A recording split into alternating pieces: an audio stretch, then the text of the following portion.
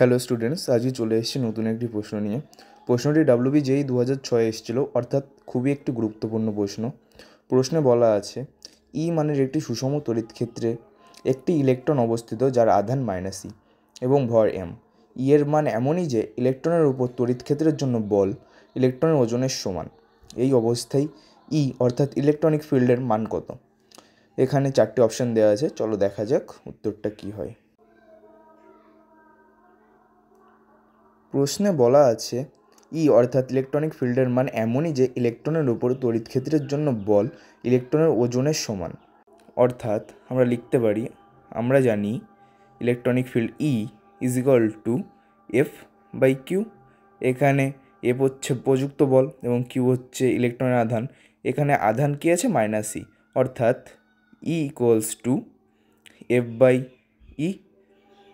আমরা লিখতে পারি F equal to electronic field E into E. এখানে এফ হলো ইলেকট্রনটির উপর প্রযুক্ত বল। প্রশ্নে আবার দেখো বলা আছে যে ইলেকট্রনের উপর তড়িৎক্ষেত্রের বল এমনই যে ইলেকট্রনের ওজনের সমান সেই বলটি।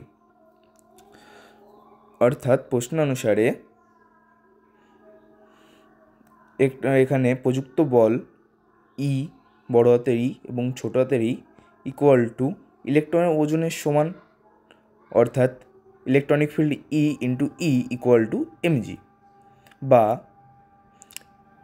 ই ইজ ইকুয়াল টু mg/e, অর্থাৎ এখানে ইলেকট্রনিক ফিল্ড mg/e। তো সঠিক অ্যান্সারটি হবে দাগ নাম্বার এ।